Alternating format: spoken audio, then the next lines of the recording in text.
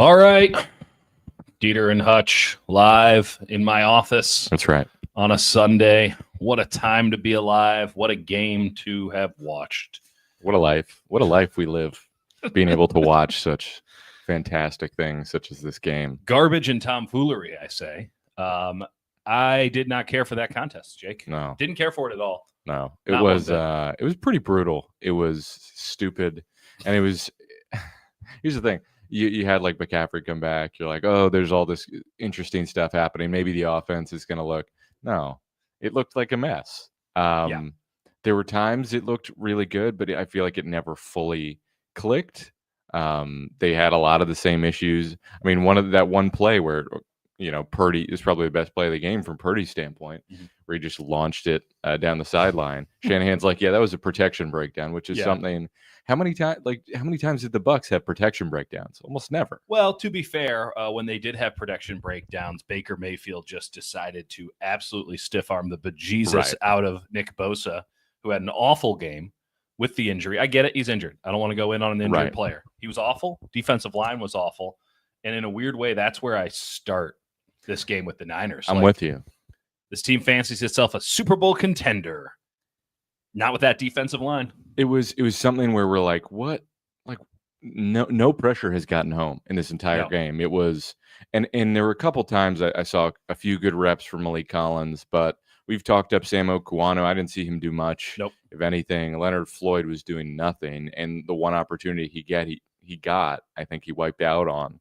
Bosa had the one where at the end where it's like, oh, this is this victorious sack where he's sealing the game or whatever, and it wasn't. And then he looked, and I got to give Baker credit for stiff arming him, but like Bosa just looked gassed and like he'd given up on it. Which I get. I think he was on the field for all but two series in this game. Niners had two quarterback hurries, one from Malik Collins, which was really, if we're being honest, a Leonard Floyd one early in the game. And then the other one being Nick Bosa sack. That's it. That's all. That's unacceptable. Like, it's just not good enough on the defensive front. The defensive back end was good. Did we ever get a full report on? I didn't hear anything on Green, Bernardo Green, but we'll keep an eye out for that one. Yeah, I didn't see anyone post because I don't think they deliberately wanted Rock Yes on the field. Certainly did not. I mean, I know the Bucs did because they went right at him again and again and again. So listen, I think that the way that the Niners are spinning this is a win is a win is a win. Survive in advance, and everything's A-okay. And that very well could be the case. I can't say that that's not true. Anything's possible. But why does this team deserve the benefit of the doubt? They don't. And I think going into this, I was at least saying that I think this was a good opportunity to see, okay, maybe the offense can start humming. Maybe it can look all around like a team that's more well-rounded, and the defensive line didn't get home. No. This was with Justin School, by the way. Justin School sighting, not something I expected to see. No, I forgot he existed. It's the first time I've thought about Justin School in several years. And he did well, I guess. That's bad advanced scouting on our end. It is bad. It's bad on our end. We will be better going forward, folks. But I didn't expect to see Justin School in this game. In the podcast game. That's right. And so, the defensive line didn't do much. Yeah. I think the running game, I didn't think it looked that bad, but it wasn't that efficient. No. There were a couple nice runs. I think part of it was the luster of McCaffrey, right? Where you're like, great. He looks great. And I think that's probably the number one takeaway is like, okay, he looks great. Yeah. And that's something where, as a foundation, they can work with. I still think they should mix in the other running backs a little bit more because it feels psychotic not to. But by other running backs, I just mean Guerrero. But at this point. I mean, Mason comes in. He had one nice carry, and then they're like, "That's a good shift for you. Get on back out here." And then Guerrero came in and ran into the back of the offensive line a couple of times. That was a game where the box score lies. That's a game where if you watched it and understood, it felt the game as it progressed, you'd be like, wow, Tampa's really giving them the business. It was, and it was something where they should have run away. And I think we talked about it. It's hard to take. Listen, Kyle Shanahan is a great coach for a lot of variety of reasons. Mm-hmm. His aggression is not one of them.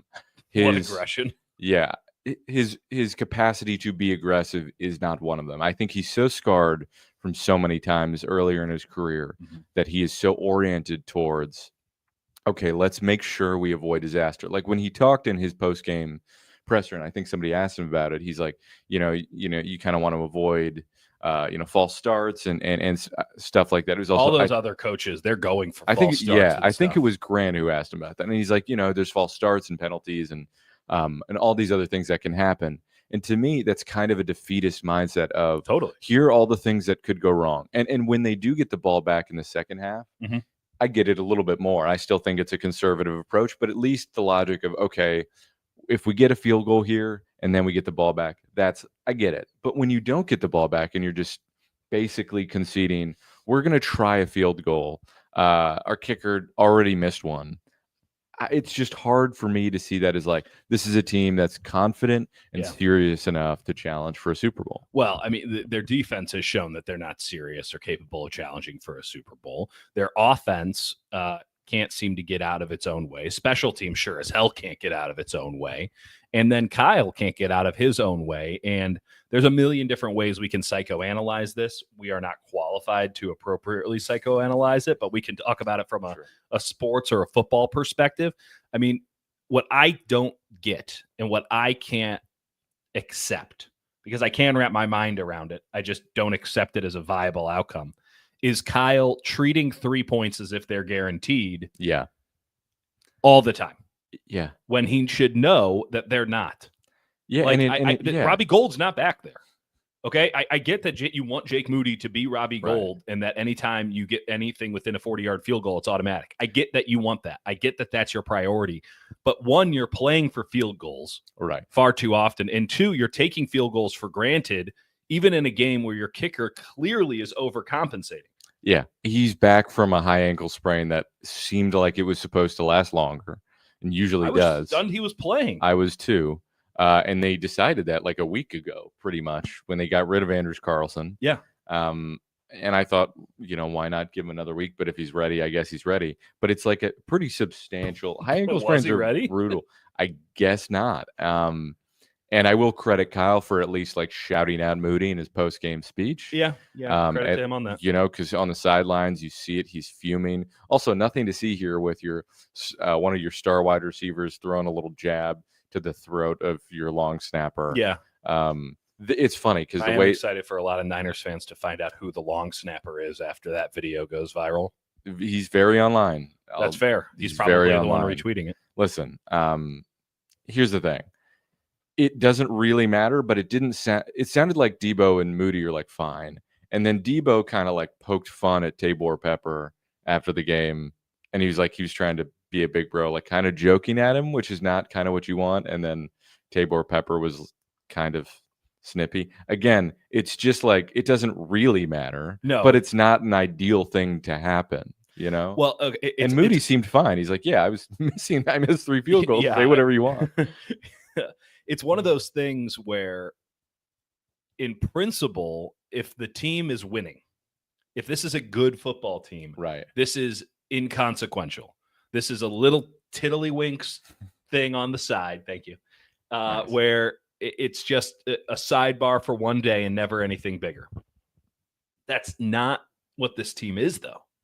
Like the idea that this team can operate as if they have all this built up cachet is ridiculous. They're 5-4. They just doubled up yardage on the Buccaneers. Brock Purdy had 3 times more passing yards than Baker Mayfield. And at no point did you feel like the Niners were in control of this contest. No. They were losing late. They do the same thing every game. I think they invent different ways to do it. Correct. But they do this thing of, they'll be up like 10-3 and sort of play the game out like, we're up 14 or 21, and sometimes they are up that much, and then they just they just do it in different ways of letting teams hang around. Whether it's and I think the thing is, they're unserious. It was the defaulting to field goals today. By the way, Purdy in the first half I thought looked pretty bad. Downright. I know the numbers don't support that, at least in the stat sheet, but he missed some throws. He had some bad throws. He looked jittery. On that final drive, he was magnificent. Like that's how you redeem yourself. Good second half. Obviously, the play to and Kittles, Kyle called him out in the first, and he should have. He was bad. He was missing throws. I mean, Debo had a bad game. I know there were a couple. I thought he had a couple big plays, but like you're right, when the ball's in his hands, like on any of those sweeps and stuff, he's useless out of the backfield. Well, what did we compare it to? Because we're talking about the Cowboys and Trey Lance, and we remember like going back to training camp. Yeah, it was like Trey Lance. When we were watching it, yeah, there was one moment where we go, "Oh, I remember he's not vividly. fast enough." Because you were like, he's going to be a zone read quarterback, but he couldn't run zone read if he was going to run outside, which is why they kept running him like a fullback up the middle. And there was a couple moments where he realized, as we all realized in the moment, that he can't get to the edge, and he would run and then slow his feet and shuffle and get into weird, awkward positions. And it feels like Debo's happy. He ran into Kyle Juszczyk for no discernible reason. Yeah. It's just like that sort of juice where usually he used to be able to just hit that edge and take a jet sweep or he had a step anything. or two on guys. He's and two now steps behind. And now it's like he's shuffling his feet because he's not trusting it and hitting it in the same way he used to. And it's pretty apparent. I think it's pretty apparent. I do think that we need to go in on the defense here a little bit. I think statistically, you can say that the Niners defense had a good game, and they certainly had some good drives. There's no question about that. I thought their coverage teams were very good up until late. Agreed. The issue is the defensive line. They had one sack. It was a big sack. Didn't mean anything, but it was a big sack. They had one. They had one QB pressure before that. Yeah, and Baker Mayfield throws the ball as fast as anybody. He was just standing back there. He took out a short-term lease on the backfield in that game. Right. And it gave him an opportunity to move the ball down the field. And as soon as obviously they score a touchdown off the muff punt. Okay. And then they get, I believe they get the ball off of a field goal miss, right? Yeah. Yep. It went right down the field, 70 yards. And it's listen, like I know someone was like, whatever, Baker at 100 yards. Sure. Yeah.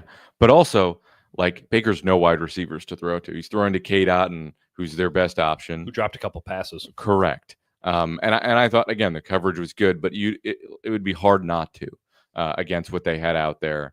I just thought the pressure's not good, and the run defense is really, really pathetic. And the amount of times Jordan Elliott, who's this massive man, and you see him launch off the line of scrimmage, and you're like, wow. But what happens every time is a guard just turns their hips and sends him deep into the backfield, almost smack Dieter in the face there, which is kind of what it's like watching this team sometimes. Am I right, folks? Hey, now. Someone boo, please.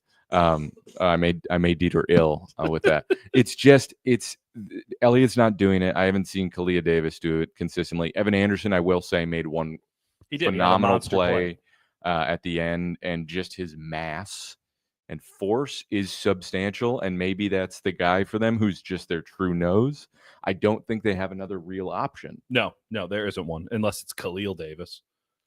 Right. That's going to be annoying. It's super annoying already. Him. Just, you can have our Davis, we'll take yours. Yeah. Everything about that game reminded me as to why I was so perplexed and frankly upset that they didn't go out and get a defensive tackle or a defensive end at Jeremiah Ledbetter, man. I mean, it doesn't even matter. Like, we brought in a body for a 2026 7th round pick. Yeah. Like, that's the equivalent to me.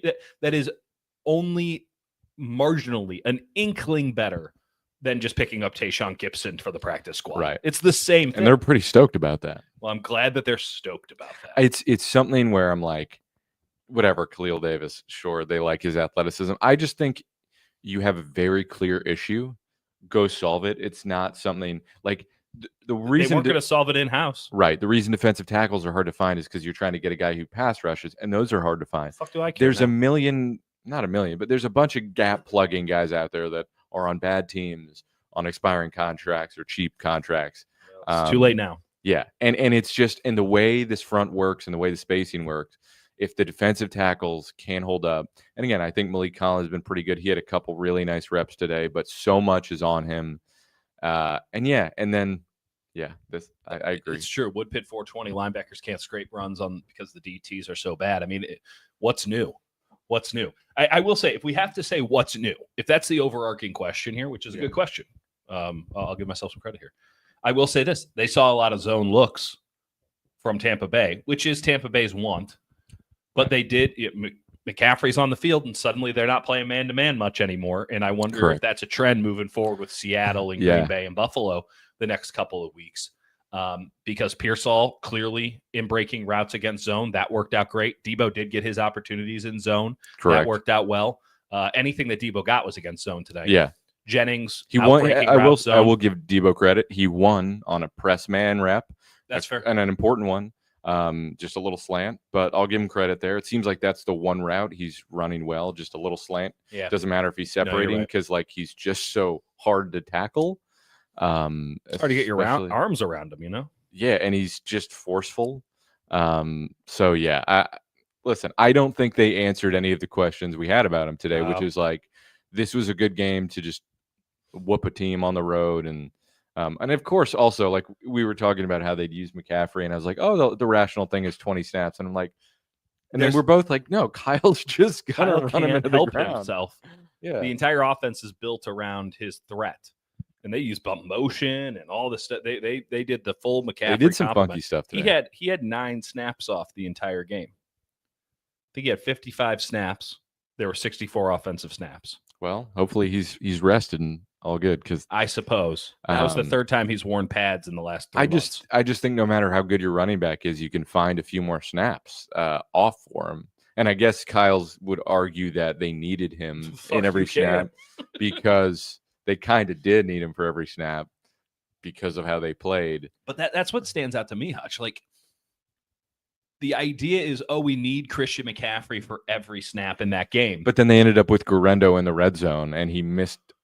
Well, I think it wasn't like his block; it was a chip, but like he barely chipped the guy, and then Purdy got destroyed. But even more big picture, right? Like they need Christian McCaffrey in this game. They can't take him off the field. They need him. The offense didn't go to some other level.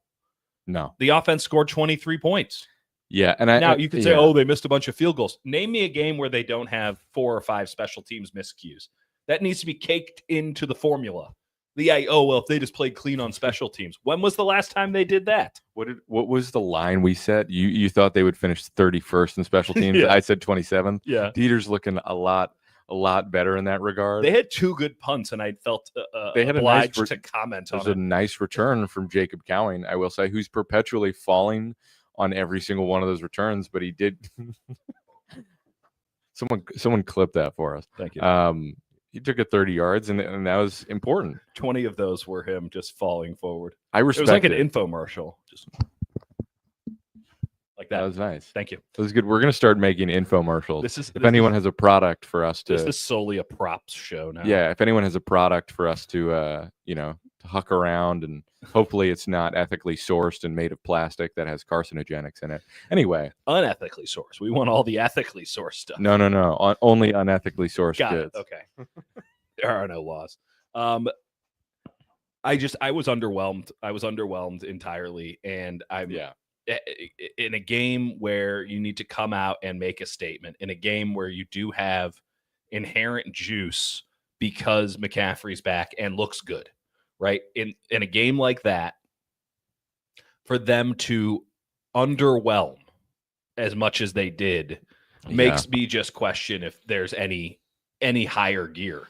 And the problem is they have to have a higher gear than this. And we saw it for a quarter against Dallas, right? Which doesn't count because we saw it for maybe 2 Dallas. Against right Patriots. And it is this thing of until they show you something otherwise, how are we supposed to believe that they are going to operate in a game without breakdowns and it just rarely feels like they are going to execute a drive that play worked, or at the short play, like something where there's not a protection breakdown that really stunts them and they get into it. Like the amount of Tom Brady saying, you got to get in away from these clear passing downs. That's how football works. You get into a 3rd and 7. Yeah. If you have Purdy and all these weapons, you can't manage a 3rd and 7. I'm sorry, but I can't take you seriously. No, it's fair. But you don't want to be that far behind the sticks. And one of the things that I think is underrated about the 49ers offensive success in recent seasons, and in particular last season, is that they didn't put themselves in 3rd down at all. Like this idea of like, they're a good 3rd down team. You know what the best teams are? winning on first and second Yeah. down. And they had it where teams really had to account for Ayuk. Debo was whatever, but Jennings. But you would have, Not faster than he is but this year. it was sort of like not the best version of Debo, but the best version kind of everyone else. Yeah. And Jennings would just get the best matchup against either like a third corner or a linebacker In or a bad off coverage, safety. yeah. Yeah, and off coverage and always win. Yep.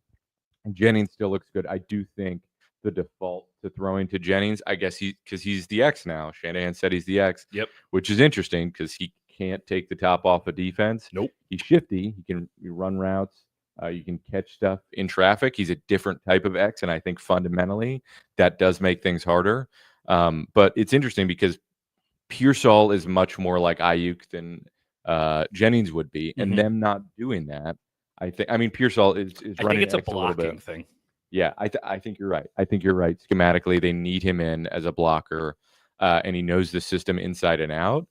But I also think Purdy, it's a different feel, and he's trying to adjust to different feels. Yeah. It doesn't feel like he's trusting everything yet, and he doesn't feel comfortable. And for this thing to work, I think he needs to be. And for this thing to work, they also need better play on defense and better play on special teams. And I don't know how to even expect that.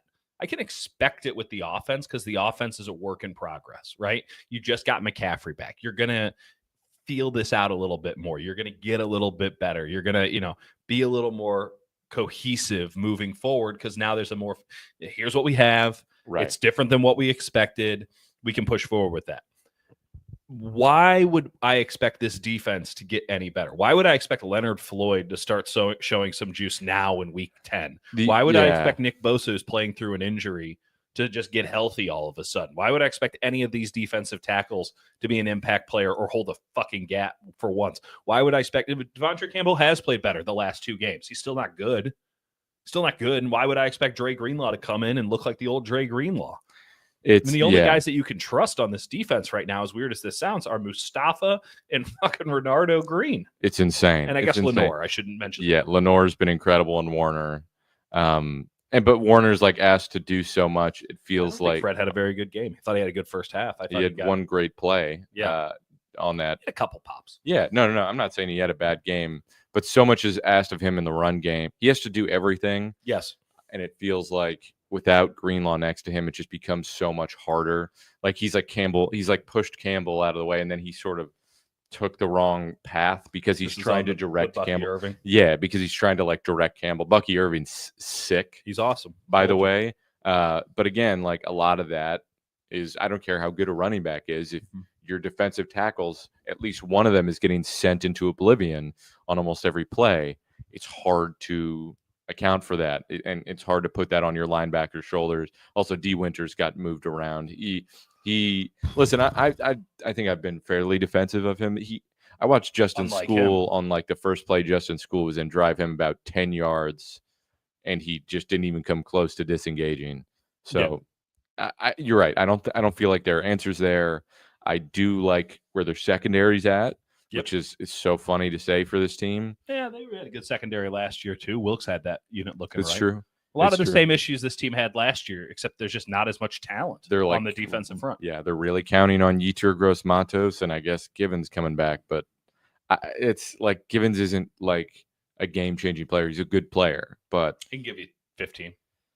Yeah, I just don't think they have the horses as a defense. And so for me, that's why I keep harping on the offense, that it has to be more clinical, because I don't think this is traditionally where this defense has been at, where you've been able to say, all right, they're just going to hold it down for us in these key moments. And they pulled it off. They forced the field goal after 3 insanely embarrassing penalties. 4? They had 4 penalties in the final 2 minutes. Rumbling into themselves like a neutron star. And it was not ideal. It was not ideal. And, here's the thing. They could keep winning. They could keep beating Seattle. What I just don't like the survive and advance mentality, because at some point I need to see. Why are we surviving off a bye week? Correct. Why? At what point is this team going to look like a Super Bowl Shouldn't we contender? be throttling a team that's down its 2 wide receivers? That's coming off a Monday Night Football game where they took 83 offensive whose snaps on star the road. safety Antoine Winfield looks like a shell of himself. Butthole. He looks like butthole. There's no nice way to put that, so we're just going to call it what it is.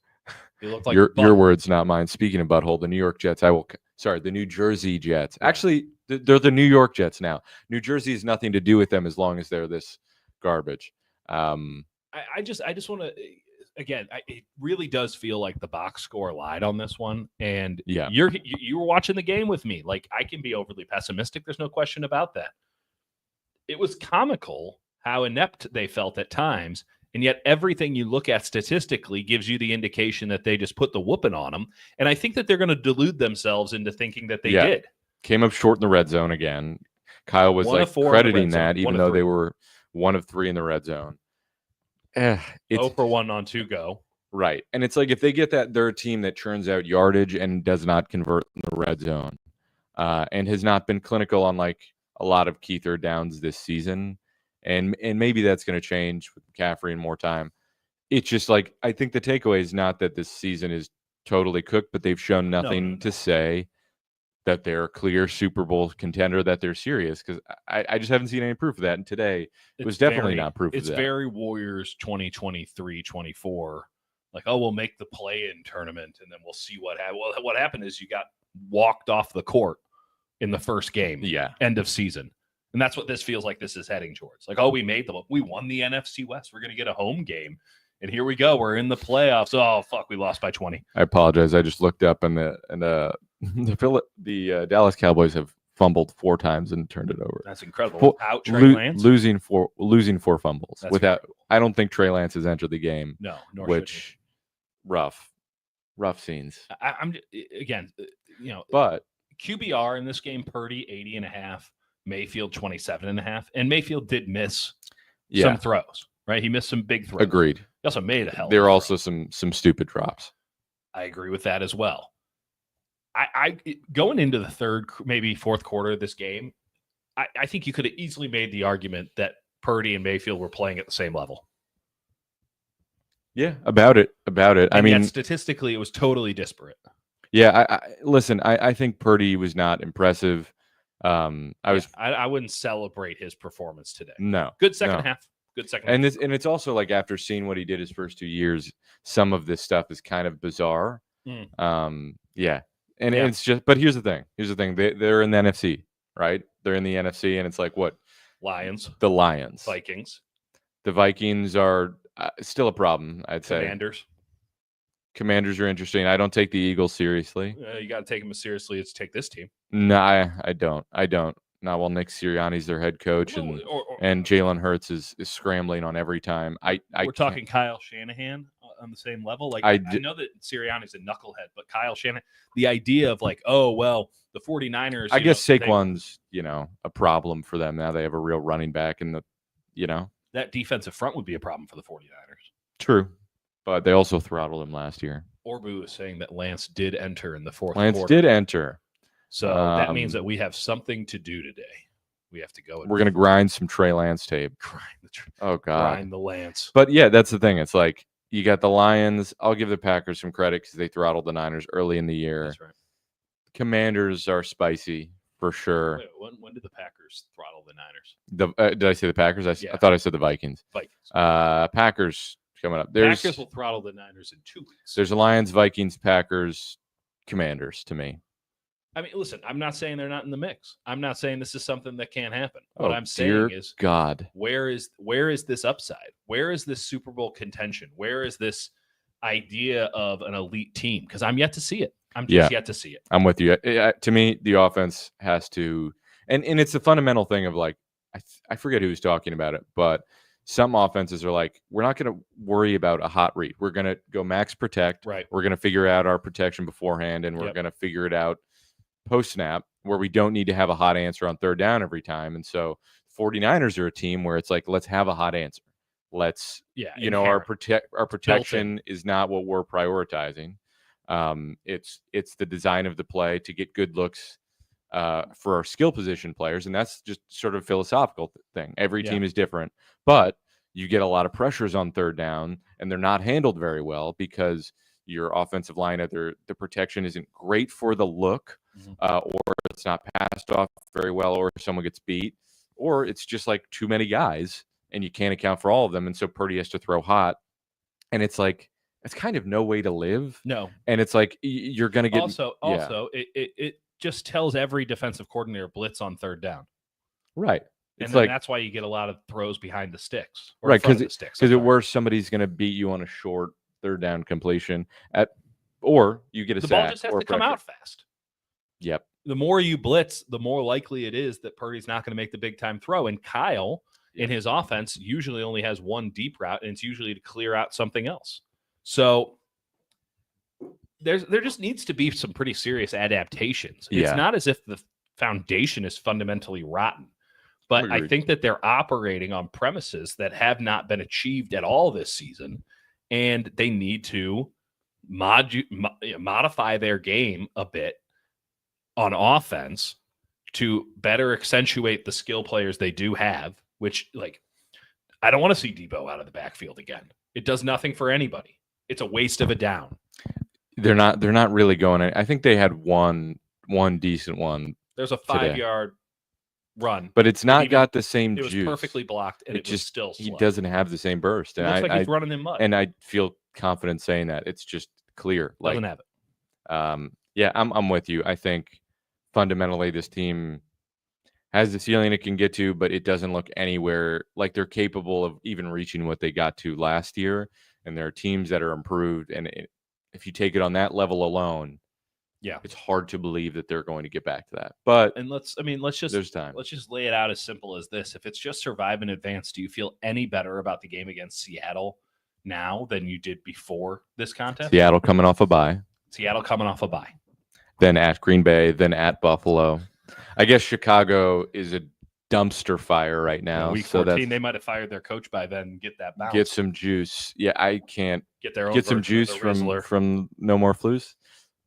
Sorry, just vomits on the mic. And then you got the Rams, who are always spicy. It's a Thursday nighter, which is just an absolute. Having 2 Thursday night games in a season is kind of criminal. Miami, no one knows what Miami's going to be, but like you got to get to that point. Cross country too. Correct. You got to get to that point, and they look tired. They looked really tired in the heat. On the board, I mean, like it guides everything. They looked really tired in the heat, and I'm telling you, we've been saying it. That Week 13 game at Buffalo could like snap this team in half, or they could delude themselves and be like, "All right, this is it. We got it." If they can be 4 wins in a row going into Week 14, then that's a fundamental difference. But they're going to have to up their level of play. Next week is going to have to be better. The week after that's going to have to be even better. The week after that's going to have to be even better than that. What do you think? What would you put the odds on this team winning? Seattle, at Green Bay, at Buffalo. All 3? Just give me a percentage. 10%. Feels strong, but I mean, every game's 10%'s about right. They'll be favored next week, probably by 5.5 points. That's my guess. They will be a 1-point favorite at Green Bay. That might be even. But I think they'll be a 1-point favorite at Green Bay. And then I think they will be a 2.5-point dog at Buffalo. They better be a dog against Buffalo. Well, if they beat Green Bay, then they might have, and again, I'm just waiting for one game, one contest where it all comes together. Right. And you go, okay, this is what they could be. They hold in their special teams charts. They don't let them You could even have one. You could even have one chart. Sure. But everything else looks so good it doesn't matter. Which is kind of Shanahan's vision is I don't care what happens on special teams, despite relying on it so goddamn much. These out of date oysters. It is that is the maddening thing about him is that he really has no patience for special teams and yet relies on it so much. It's unacceptable. As if it's and how he doesn't want so sure about something you spend so little time thinking about. Right, the fact that maybe that's the most American thing. I know you default to your special teams coordinator, but to shrug off when they bring kickers in, he's like, "No, I'm not watching the kickers try out." I'm saying, but it doesn't sound like he take cares. 5 minutes. Right, and then when he was asked about the kickers, it was like, "Well, they're out there for a reason." So yeah, the guys, we're just bringing in guys off the street. It's just very snarky and why very were critical. they activating Moody? Who was watching Moody? I would venture to say that no one actually saw Jake Moody kick. I bet they watched. You think Schneider was watching Moody kick? Yeah, I bet he watched it. I'm not sure. It didn't look great. Should we take some comments? Sure. I don't know how much we got here. It's mostly comments. Justice for Tabor Pepper. We're not going to do that. I mean, there's always some individual mistake. That's football, baby. That is football. That is football, folks. I do. Oh, we need to shout out everybody who came in with our incredible special teams. Remember some guys. For the last video, I asked you sickos, as we were talking about special teams, because once again, special teams matters. I asked you to name some. We asked you to name some guys. Name any special teams guys, and I'll shout out Wood Gravy. Wood Gravy. There's Wood Pit in the chat. Wood Pit 420, and then we have Wood Gravy in the comments. It's fun to say. I like to say Wood Gravy, like Christopher. Wood Gravy. Wood Grit. We're just ladies and gentlemen, Foo Fighters. That was good. Thank you. That was good. All right, we had Kasim Alexander Osgood. Wow, incredible name. Wow. By the way, I was able to. I gotta admit, I looked this up, but Jake asked me in the middle of the game, "What's the person who guards the gunner?" They're called jammers. Jammers. You know who's a good jammer? Legitimately. You know. Quentin Jammer. Legitimately a good jammer. That's called nominative determinism. Folks. I love that. So shout out Wood Gravy. Wood Gravy. 7191. Number two is our guy Henry, Dexter Carter. Gotta love it. I saw Bubba Ventrone in there. This was the number one. It's from Sully 907. Yeah. Bubba Ventrone, who I'm just gonna shout out my own comment in response to this. It sounds like a 60-plus-year-old sort of jazz band guy, and they only play at the Saloon in North Beach, right? And you know they're good. You go in there, you bring your girlfriend, your partner, Bubba whoever. Ventrone's a whole crew. No. It's one man. Bubba Ventrone is one guy, but it's Bubba Ventrone. What's Bubba Ventrone playing? And the Ventronequists or something insane like that. And the Ventrones. The Ventrones, right? But he's the lead singer, but he mostly the scats. Ventones. Yes, thank you. Way better. He mostly scats whether anyone wants to hear him do it or not. No one asked for that. And so that's who he is. That's what the Niners do on special teams. They scat. That's right. Wood Gravy thinks it could also be a local punk fusion rock group. Bubba Ventrone. That could do it ironically. So, folks, keep naming special teams. Keep naming guys. George Odom. George Odom. That's what we're talking about, folks. Any safety you remember from 13 years ago? Yeah, I want your third stringers. Right there. Just leave a comment, you know? That's all we need. All right. Anything else? No, I think we just about covered it. I don't want to talk about it anymore. Appreciate you, folks. That game was sloppy, and so was this. Ladies and gentlemen, Foo Fighters. That's right.